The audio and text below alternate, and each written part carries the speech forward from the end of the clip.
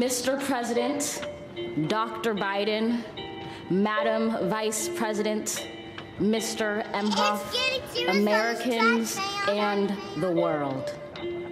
When day comes, we ask ourselves, where can we find light in this never-ending shade? The loss we carry, a sea we must wade. We've braved the belly of the beast. We've learned that quiet isn't always peace, and the norms and notions of what just isn't always just is. And yet the dawn is hours before we knew it. Somehow we do it. Somehow we've weathered and witnessed a nation that isn't broken, but simply unfinished. We, the successors of a country and a time where a skinny black girl descended from slaves and raised by a single mother can dream of becoming president, only to find herself reciting for one. And yes, we are far from polished, far from pristine, but that doesn't mean we are striving to form a union that is perfect. We are striving to forge our union with purpose, to compose a country committed to all cultures, colors, characters, and conditions of man. And so we lift our gazes not to what stands between us, but what stands before us. We close the divide because we know to put our future first. We must first put our differences aside. We lay down our arms so we can reach out our arms to one another. We seek harm to none and harmony for all. Let the globe, if nothing else, say this is true.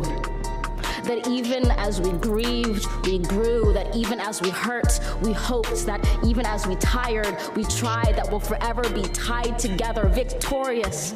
Not because we will never again know defeat, but because we will never again sow division. Scripture tells us to envision that everyone shall sit under their own vine and fig tree, and no one shall make them afraid.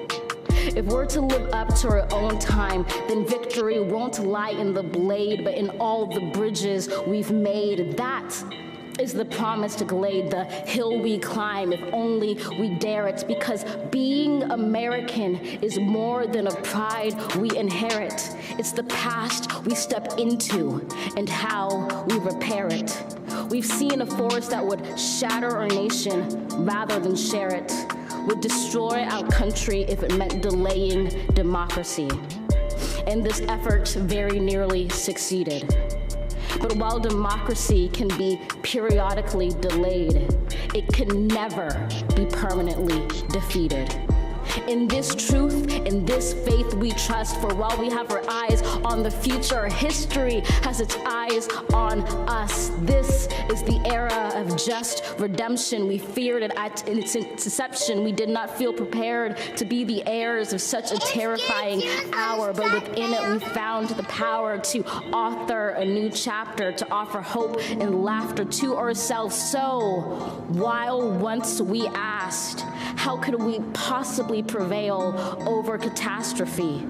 Now we assert, how could catastrophe possibly prevail over us? We will not march back to what was, but move to what shall be, a country that is bruised but whole, benevolent but bold, fierce and free.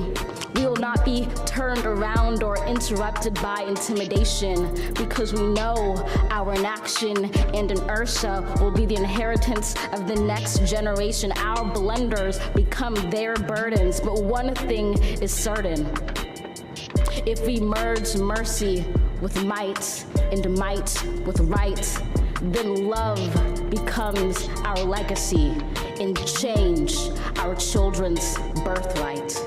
So let us leave behind a country better than the one we were left. With every breath from my bronze-pounded chest, we will raise this wounded world into a wondrous one. We will rise from the gold-limbed hills of the west. We will rise from the windswept northeast, where our forefathers first realized revolution. We will rise from the lake-rimmed cities of the Midwestern states. We will rise from the sun-baked south. We will rebuild, reconcile, and recover in every known nook of our nation, in every corner called our country. Our people, diverse and beautiful, will emerge battered and beautiful. When day comes, we step out of the shade of flame and unafraid. The new dawn blooms as we free it. For there is always light if only we're brave enough to see it, if only we're brave enough to be it.